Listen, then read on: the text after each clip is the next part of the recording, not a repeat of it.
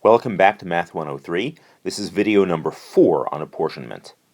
Last time we were computing each state's exact proportional share of seats. Now it's true that there's no such thing as giving 11.33 seats, 11.33 congressional districts to Massachusetts. We're going to have to give a whole number. However, the exact proportional share that Massachusetts is entitled to based on population is indeed a number that's not an integer. Right? If it were possible to give Massachusetts something other than a whole number of seats, how many exactly would it be entitled to based on population? 11.33 is how many. So we go on to ask, how many is Connecticut entitled to, based on having 3.4 million people out of a total of 13.9 million? Well, we do this computation, and we discover that it is 0.2446. Okay, in other words, Connecticut possesses 24.46% of the population, and therefore has, as its exact proportional share, 0.2446 times 25 seats, and that turns out to equal 6.12 seats. Right? Connecticut's exact share of 25 seats is 6.12. In practice, we're going to give Connecticut probably 6 seats, maybe 7 seats, maybe 5 seats. We'll come back and discuss that issue of exactly what's a legal whole number of seats to give Connecticut. But its exact share would be 6.12, and however many seats we ultimately give Connecticut, we're going to compare that back to this 6.12 to see whether we think Connecticut was shortchanged or not. Let's just do one more of these for good measure. What is Maine's exact proportional share? Well, if you compute Maine's population divided by the total population, that turns out to be 0.1007. So in other words, Maine has 10.07% of the total population. Right, that makes sense if you look at the numbers here. 13.9 million people total. 10% would have been 1.39 million, and they're just slightly over that. So 10.0% of 25 seats equals 2.52 seats. All right, so we get the idea here. If we continue like this and carry it through for all 6 states, we can find each one's fraction of population, and those numbers darned well better add up to 1. We can also find each state's exact proportional share of the seats, and those numbers darned well better add up to 25. If they added up to anything other than 25, we would know that we had made a mistake. Okay, maybe there's a little bit of round-off error here that prevents it from adding up to exactly 25, but apart from round-off error, it should add up to exactly 25. Now, the computation that we just did in this rightmost column of fraction of population times total number of seats equals that state's exact proportional share of seats, that's important enough to deserve its own piece of terminology.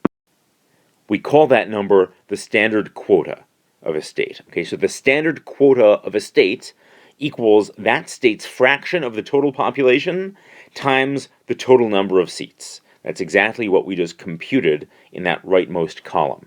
Right? So think, the standard quota of a state equals its exact proportional share of seats based on population. In other words, concretely, what does it mean? If we could give each state a non-integer number of seats, we would give each state exactly its standard quota. That's the exact number of seats that it's entitled to based on population. Okay, that's all very nice. We have these numbers that are not integers, but are the exact numbers of congressional districts we wish we could give each state. Ultimately, we need to decide the integer number of seats to assign each state so that all 25 seats are apportioned. Now, someone watching this video right now is thinking, why can't we just take these numbers and round them in the conventional way? Okay. Conventional rounding would say that 11.33 gets rounded down to 11. 6.12 gets rounded down to 6. 2.52 gets rounded up to 3, etc.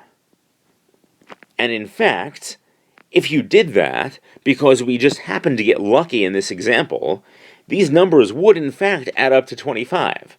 Okay? And we are going to see that there are apportionment methods that come up with exactly this apportionment of the seats.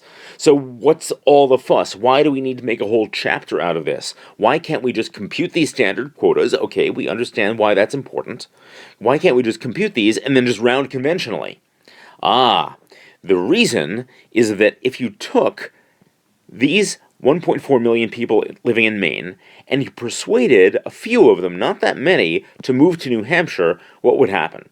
If some of them moved to New Hampshire, then this number, 2.52, would pretty quickly be a little bit less than 2.5, which would mean that now this 3 right here wouldn't be a 3 anymore. It would now be rounded down to only 2. Okay, whereas this 2.16 would be a little bit higher, but it would still round down to 2, and then you would no longer add up to 25 seats. All right, so all this was a very reasonable attempt at a method for solving the apportionment problem without any muss or fuss beyond computing these numbers. We're going to need something that works more generally. Right? Sometimes we won't get so lucky that conventional rounding will give away exactly 25 seats. A little more terminology before we wrap up this video. The lower quota of a state equals its standard quota rounded down to the nearest integer. So if the standard quota already is an integer, don't do anything to it. If it already is an integer, rounding means don't do anything. The upper quota of a state equals the standard quota rounded up to the nearest integer. Right? If that already is an integer, if the standard quota already is an integer, don't do anything to it. So why look at those numbers? So we can formulate the quota rule. No state should, notice the word should, no state should receive fewer seats than its lower quota, or more seats than its upper quota. This sounds like what, if it's using the word should? What does this remind you of from earlier chapters? It sounds like a fairness criterion. It sounds like a statement of how things should be. Not necessarily how they are, but how they should be. So the quota rule is one of the basic notions of fairness in apportionment problems. Before going on to the next video, please answer the following questions. So first, find the lower quota and the upper quota of each state, and then ask, what does the quota rule assert about the number of seats New Hampshire is ultimately allowed to receive? What would happen if we just gave each state its lower quota of seats? What would happen if we just gave each state its upper quota of seats?